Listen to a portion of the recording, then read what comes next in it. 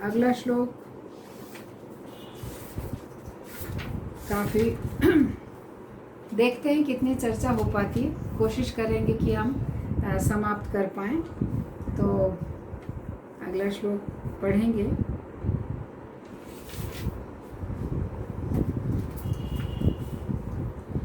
यततो हि कौन्तेय पुरुषस्य विपश्चितः इंद्रियाणि प्रमाथीनि हरन्ति प्रसभं मनः। भगवान कहते हैं, अर्जुन, इंद्रियां इतनी प्रबल तथा वेगवान हैं कि वे उस विवेकी पुरुष के मन को भी बलपूर्वक हर लेती हैं जो उन्हें वश में करने का प्रयत्न करता है। तो यहाँ भगवान स्वयं इस बात के लिए अर्जुन से कह रहे हैं कि इंद्रियां कितनी प्रबल हैं, इतनी प्रबल हैं और इतनी वेगवान हैं।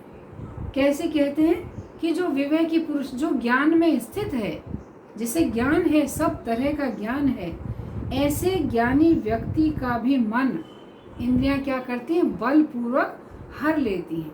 अर्थात ऐसा ज्ञानी व्यक्ति, विवेकशील व्यक्ति भी इन इंद्रियों को वश में करने में अक्षम होता है।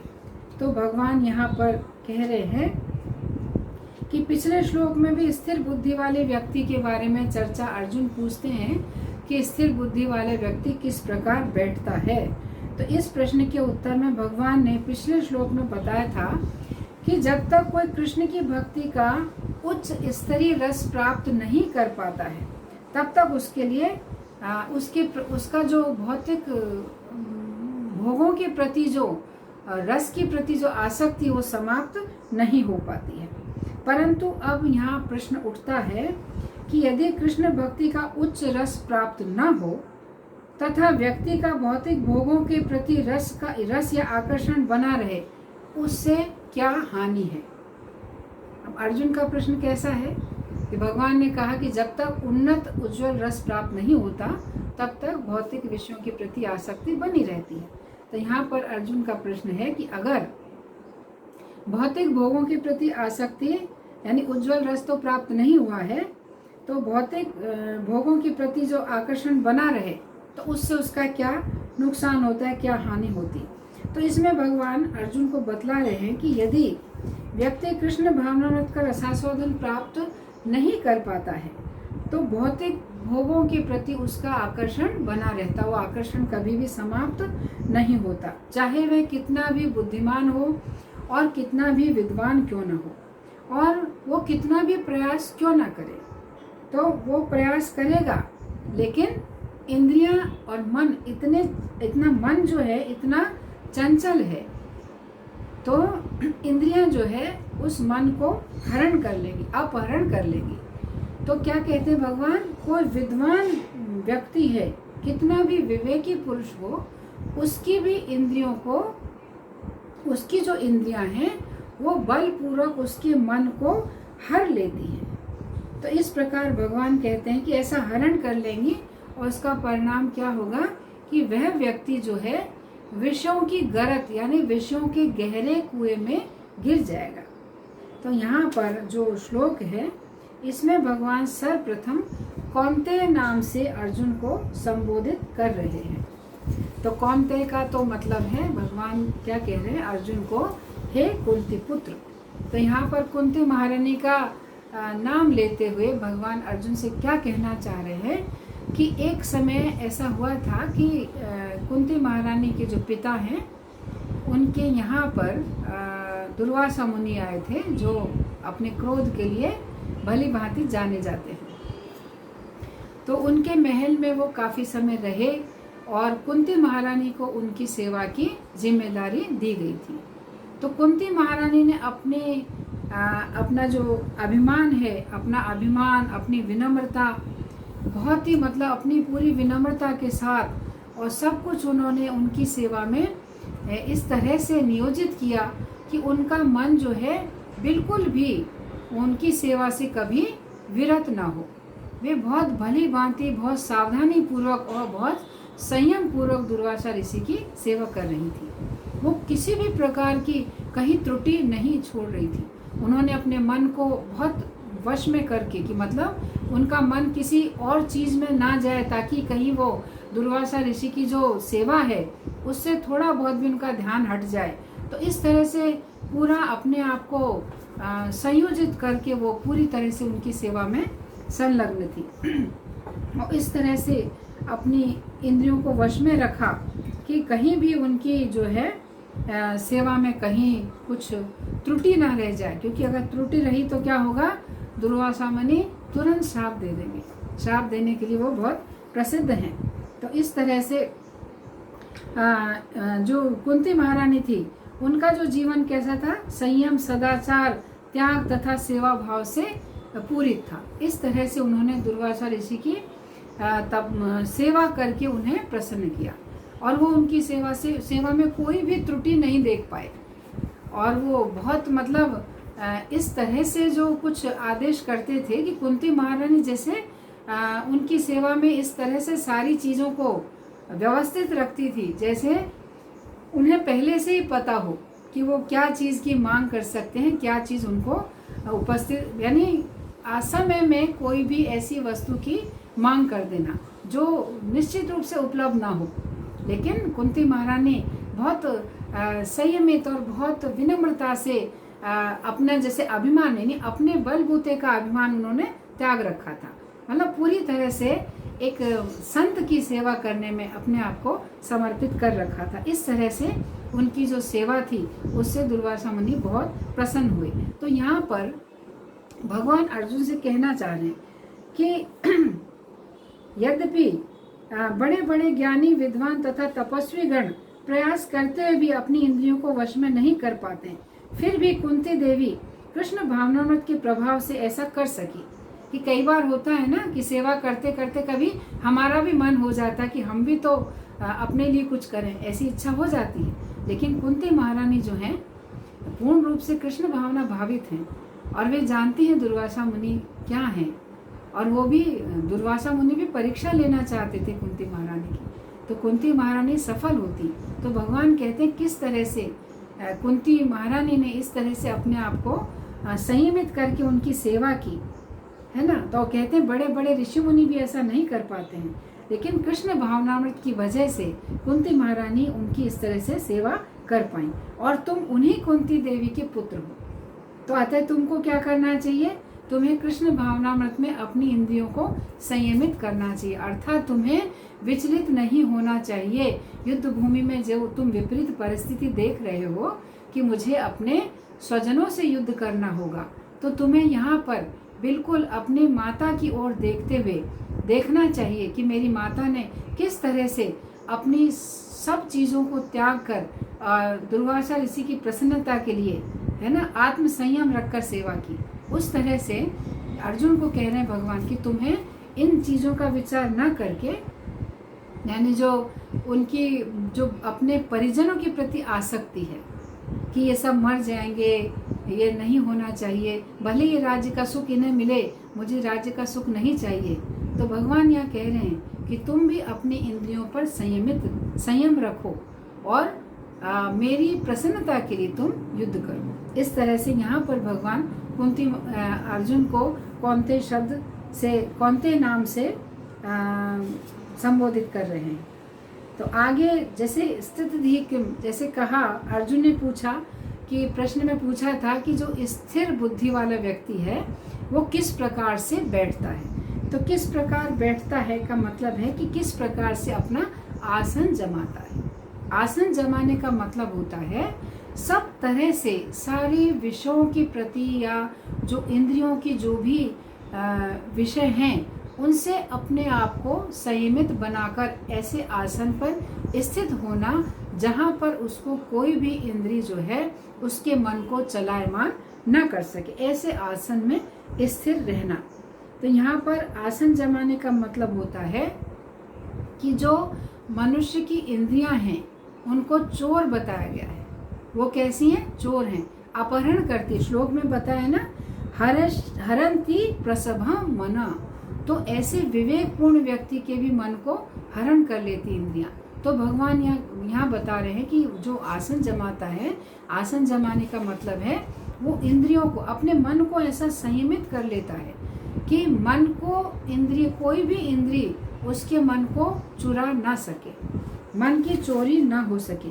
और वह कैसा करता है, अपने मन का अंग रक्षक बनता है, मन की रक्षा करता है बहुत सावधानी पूर्वक कि मेरा मन इंद्रियों के पीछे पीछे कहीं चला ना जाए। तो मन की चोरी होने से वो चोरी होने के प्रति बहुत सावधान रहता है और इस तरह से सावधानी पूर्वक आसन जमाकर अपने मन की निगरानी करता है। तो ये जो 5 इंद्रिय रूपी जो क्या है, चोर है, ये क्या करते हैं, किसी प्रकार से मन रूपी धन की चोरी करने में माहिर हैं, मतलब उत्कंठित रहते हैं। लेकिन जो स्थिर बुद्धि व्यक्ति है वो इस प्रकार से आसन जमाता है कि इन इंद्रियों को अपने मन की चोरी करने से सुरक्षित रख पाता है अपने मन को। तो ऐसा कहा भी गया है, मन एव मनुष्याणाम कारणम बंध मोक्षयो। तो मन कैसा है, मनुष्य को बंधन में बांधने वाला भी है और मोक्ष प्रदान करने वाला है। बंधाय विषया संगो मोक्षाय निर्विषयम मन, अर्थात मन ही मनुष्यों के बंधन और मोक्ष का कारण है। यदि मन विषयों में आसक्त है तो क्या है, बंधन का कारण है। और मन अगर भगवान में लगा है तो फिर मन मोक्ष का कारण बनता है। अगर मन भौतिक विषयों से विरक्त है तो स्थिर बुद्धि वाला जो व्यक्ति है वो इस प्रकार सावधान रहता है कि इंद्रिय रूपी जो चोर हैं, जो इंद्रियां हैं ना, जिन्हें चोर के संज्ञा दी गई, यहाँ पर सारी इंद्रियां चोर हैं और वो क्या करती हैं, मन को चुरा लेती हैं ताकि वो मन की चोरी करके मन को विषयों की ओर न ले जाएं। तो अर्जुन का जो प्रश्न है कि स्थिर बुद्धि वाला व्यक्ति किस प्रकार बैठता है, तो वह किस प्रकार से विषयों के प्रति बहुत सावधान रहता है। तो यहाँ पर जो स्थिर बुद्धि वाला व्यक्ति है वह विषयों के प्रति अत्यंत सावधान रहता है और इस प्रकार सावधान रहता है कि उसका जो मन है किसी भी क्षण, यानी एक क्षण के लिए भी इंद्रियों द्वारा अपहरित ना किया जाए, इस तरह से बहुत सावधान रहता है। तो इसमें ऐसे बहुत सारे उदाहरण हैं और वो हम किसी दिन चर्चा करेंगे।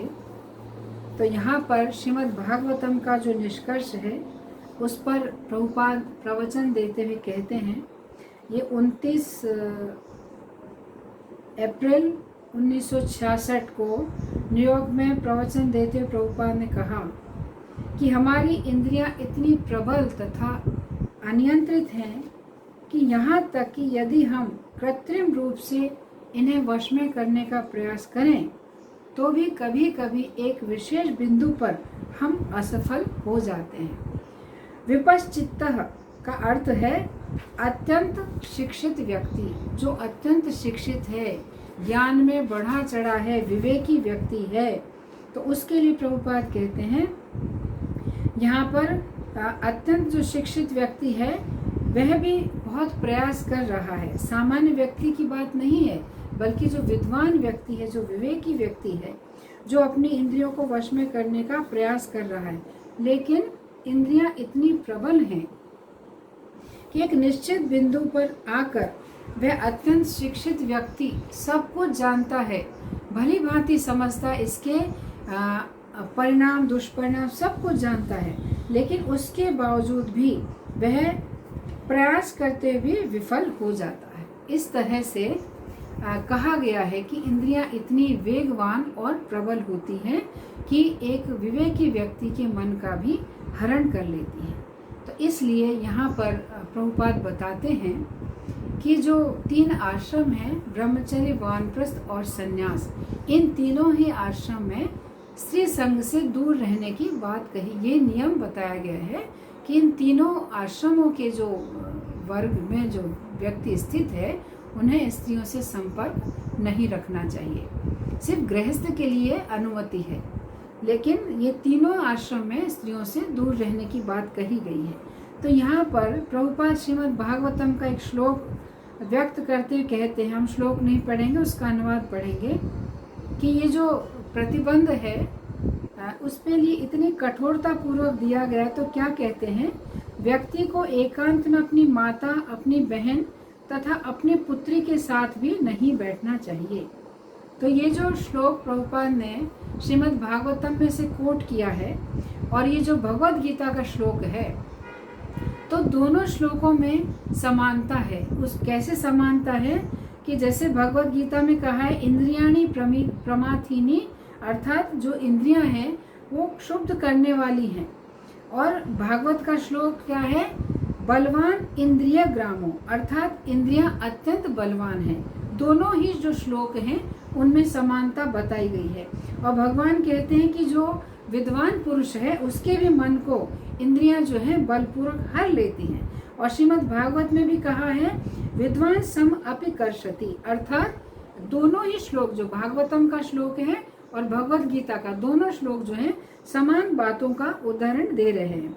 तो यहाँ पर भागवतम में क्या कहा है कि अर्थात विद्वान व्यक्ति को भी ये इंद्रियां जो है आकर्षित कर लेती हैं। अतः भागवत का निष्कर्ष ये है कि व्यक्ति को जब तक कृष्ण भावनामृत की पूर्ण प्राप्ति नहीं हुई है तब तक उसे एकांत में अपनी माता, बहन और पुत्री के साथ भी नहीं बैठना चाहिए। तो इतना ज़्यादा इस बात पर बल दिया गया है, तो प्रभुपाद यहाँ इतना ज़्यादा इस पर बल दे रहे हैं। श्रीमद् भागवतम और भगवद गीता दोनों की समानता बतलाते हुए प्रभुपाद कहते हैं कि ये बहुत महत्वपूर्ण है और आध्यात्मिक जीवन में बढ़ने के लिए इस पर जो है कार्य करना बहुत ज़्यादा आवश्यक है। तो इस तरह से यहाँ पर एक उदाहरण दिया है सुखदेव गोस्वामी का। तो सुखदेव गोस्वामी जो हैं वो परमहंस हैं। सुखदेव गोस्वामी जैसे ही जन्म लेते हैं, 16 वर्ष वो माता के गर्भ में रहे, और जब वो बाहर आते हैं तो जैसे बाहर आते हैं वे वैसे ही घर त्याग कर चले जाते हैं वन की ओर। तो जब वो वन गमन करते हैं, पीछे पीछे व्यास देव जी अपने पुत्र को आवाज देते हुए निकलते हैं। और जब वो जाते हैं, सुखदेव गोस्वामी ने कोई वस्त्र नहीं धारण किए होते हैं, और उसी वन में जो एक सरोवर होता है तो वहाँ पर स्त्रियां जो है बिना वस्त्रों के स्नान कर रही होती हैं। लेकिन सुखदेव गोस्वामी का जब वहाँ आगमन होता है तो सुखदेव गोस्वामी के लिए क्या चर्चा आती है, सुखदेव गोस्वामी इतने शुद्ध हैं, परम हंस हैं, वे शुद्ध स्तर पे हैं। तो उनकी शुद्धता का प्रभाव स्त्रियों पर ऐसा पड़ता है कि वे उनको देखकर भी ये भान भूल जाती हैं वे स्त्रियां हैं, उन्होंने वस्त्र नहीं पहने, मतलब देहात बुद्धि से वे परे होती हैं। तो इस तरह से सुखदेव गोस्वामी के बारे में वर्णन आता है। और जब वेद व्यास जी देखते हैं कि मेरा पुत्र इस अवस्था में है, यानी परमहंस अवस्था में है, तो वे क्या कहते हैं कि भागवतम का ज्ञान देने के लिए सबसे बड़ा ग्राहक तो यही है। तो क्या करते हैं, सुखदेव गोस्वामी को ही सबसे पहले श्रीमद् भागवत का ज्ञान प्रदान करते हैं। तो जैसे जो संत होते हैं, वास्तव में जो सन्यासी के पद पर होते हैं, संत होते हैं, वास्तव में वे भी परमहंस होते हैं। उनकी इंद्रियां पूरी तरह से भगवान की सेवा में निमग्न होती है, लेकिन फिर भी लोक शिक्षा का विचार करते हुए वे अपना आचरण इस तरह से करते हैं कि वे स्त्रियों के संपर्क में नहीं रहते हैं, स्त्रियों से वो दूर ही रहते हैं। क्यों रहते हैं? क्योंकि उन्हें तो कोई खतरा नहीं है। इस प्रकार जो स्त्री के लिए कहा है ना, भगवान की माया शक्ति है ना, स्त्री के लिए भी माया है। स्त्री के लिए कहते हैं जनरली लोग कि भाई माया का दर्शन हो गया। तो भक्त और अभक्त में ये भेद होता है। तो भक्त कोई स्त्री है तो वैष्णवी कहलाती है, लेकिन अगर साधारण कोई स्त्री है तो उसको माया की संज्ञा दे दी जाती कि भाई माया का दर्शन हुआ, इस तरह से होता है ऐसा। तो जो संत हैं, जो परमहंस स्तर पे होते हैं, तो वो सन्यासी हैं, तो उन्हें इस प्रकार की माया से कोई खतरा नहीं होता है। लेकिन लोक शिक्षा का विचार रखते हुए वे इस तरह से आचरण करते हैं, क्योंकि वे जानते हैं कि वे अगर इस तरह से आचरण नहीं करेंगे तो अन्य लोग हैं जो इतने संयमित नहीं है, वो अगर इस तरह से स्त्रियों से स्त्रियों के साथ में खुलकर मिलेंगे तो क्या होगा, समाज में जो है उत्पात की स्थिति उत्पन्न होगी। इस तरह से लोक शिक्षा के लिए जो इतने ऊंचे स्तर पर जो संत महात्मा होते हैं, जो सन्यासी होते हैं, जो परमहंस होते हैं, जिनकी सेवा, जिनकी इंद्रियां 24 घंटे भगवान की सेवा में निमग्न रहती हैं, जिन्हें अपनी देह का भान भी नहीं होता है, फिर भी लोक शिक्षा के लिए वे इस तरह का आचरण करके दिखाते हैं। तो इस तरह के आचरण में यहाँ पर भक्ति सिद्धांत सरस्वती ठाकुर महाराज का एक उदाहरण आता है। भक्ति सिद्धांत सरस्वती ठाकुर एक बहुत बड़े सन्यासी, उच्च स्तर के सन्यासी हैं, जिन्होंने अपने आप को पूरी तरह से भगवान के आश्रय में छोड़ रखा था और अपना सर्वस्व उन्होंने भगवान की सेवा में अर्पित कर रखा था। उनका मन, उनकी चेतना, उनकी बुद्धि सब पूरी तरह से अपनी समस्त इंद्रियों को भगवान की सेवा में नियोजित कर रखा था।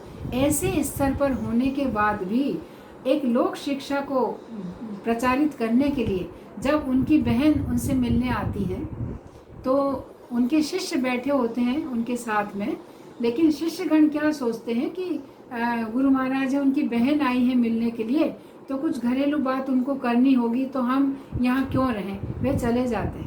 तो भक्ति सिद्धांत सरस्वती ठाकुर ने कहते हैं कि तुम्हें ऐसा नहीं करना चाहिए, है ना, मैं सन्यासी हूँ।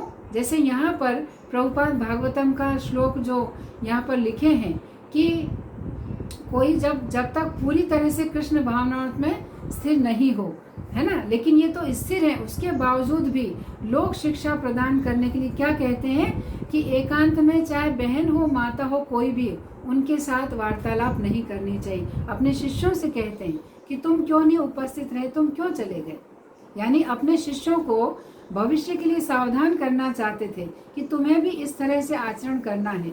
एकांत में चाहे कोई भी स्त्री हो, भले माता हो, उनके संपर्क में नहीं रहना चाहिए। ऐसा श्रीमद् भागवतम हमें शिक्षा प्रदान करता है। तो कृष्ण भावनामृत जो है इतनी दिव्य और सुंदर है कि इस प्रभाव से भौतिक भोग, यानी कृष्ण भावनामृत के प्रभाव से जो भौतिक भोग हैं स्वतः नीरस बन जाते हैं, क्योंकि भगवान की भक्ति इतनी उज्जवल और उन्नत रस को प्रदान करने वाली है, उसके समक्ष भौतिक रस जो है एकदम तुच्छ है। तो इस तरह से कोई भी व्यक्ति अगर अपने आप को भगवान की सेवा में पूरी तरह से नियोजित करता है तो उसकी भौतिक विषयों की प्रति आसक्ति आसानी से खत्म हो जाती, उसे कोई बहुत सारे प्रयास करने की आवश्यकता नहीं होती है। इसमें कुछ और उदाहरण हैं, तो हम अगली बार अगले श्लोक में उनकी चर्चा करेंगे कि भगवान के जैसे अम्बरीश महाराज भगवान के शुद्ध भक्त हैं, जिन्होंने भक्ति के 9 अंगों को अपनाया हुआ था। श्रवणम, कीर्तनम, स्मरणम, सब कुछ जो है 9 अंग है ना, पूजनम, सेवनम, अर्चनम, वंदनम, दाशम, सख्यम, आत्मनिवेदनम, सारे के सारे 9 अंग जो हैं अम्बरीश महाराज भगवान की सेवा में समर्पित करते हैं। तो ऐसे जो शुद्ध भक्त हैं उनके समक्ष दुर्वासा ऋषि जब उन्हें खत्म करना चाहते हैं या उनके ऊपर अपना योग बल प्रयोग करना चाहते हैं, वो भी असफल हो जाते हैं। तो शुद्ध भक्ति और शुद्ध भक्त की ऐसी महिमा होती है। तो कृष्ण भावनामृत ऐसी उन्नत उज्जवल रस है कि उसके सामने जो भौतिक रस है अपने आप तुच्छ हो जाते हैं, तुच्छ लगने लगते हैं। तो इस तरह से व्यक्ति को अपनी जो इंद्रियों को भौतिक विषयों से दूर रखना चाहिए, संयमित करना चाहिए। तो यहाँ पर कुछ उदाहरण हैं, जैसे पतंगा के बारे में आप सब सुनते हैं, जो अग्नि से आकृष्ट होता है, उसके लिए अग्नि क्या है, अग्नि उसकी आंखों के लिए रूप है और रूप उसकी आंखों का भोजन है। वो क्या करता है, परिणाम नहीं देखता है। जहाँ भी अग्नि प्रज्वलित है, लाइट होती है, लाइट में कितने कीड़े आते हैं ना, आते हैं और उस अग्नि में जलकर अपने आप को खत्म कर देते हैं। उसी प्रकार से कान जो है, कानों का जो विषय क्या है, संगीत, मधुर संगीत है। तो यहाँ पर हरिण का उदाहरण देते बताते हैं, हरिण को संगीत के प्रति बड़ी आसक्ति होती है, तो भी क्या करता है, शिकारी की परवाह न करके जब मधुर संगीत की ध्वनि सुनाई देती उसमें अपने आप को इतना तल्लीन कर देता है कि शिकारी उसको कब मारता है, कब उसके प्राण चले जाते हैं, उसका भी उसे भान नहीं होता है। मधुर संगीत सुनने में वो अपने प्राण गंवा देता। उसी प्रकार से जो गंध है उसके प्रति भ्रमर का उदाहरण आता है। कमल जो है, कमल में जो सुगंध है उसके प्रति आकृष्ट होकर कमल में चला जाता भ्रमर, और जो रात्रि के समय जब कमल बंद हो जाता है और उसकी तीव्र गंध भी बहुत तीव्र होती है, तो कमल के अंदर ही बंद रहता और उसकी गंध का रसास्वादन करता है। लेकिन रात्रि में जब हाथी आते हैं, जल के अंदर प्रविष्ट करते हैं और कमल के फूल को अपनी सूंड से तोड़ते हैं, तो जो झटका लगता है तब भी वो भ्रमर जो है अपने आप को जागरूक नहीं कर पाता कि मुझे कुछ खतरा है, और कुछ समय के बाद वो हाथी का भोजन बन जाता है। जैसे हाथी कमल खाता है, कमल के अंदर वो भ्रमर भी उसके अंदर चला जाता है। इस प्रकार से सूंघने का जो इंद्रिय है उसके कारण वो भी उसमें आकृष्ट होकर अपने प्राण गंवा देता है। इस प्रकार से कहते हैं कि भाई जो हमारी जो भौतिक विषय हैं उनके प्रति हमें इंद्रियों को आकृष्ट होने से बचाना चाहिए, और इससे बचने का एकमात्र उपाय है कि हमें अपनी जो इंद्रियां हैं उनको भगवान की सेवा में समर्पित करना चाहिए।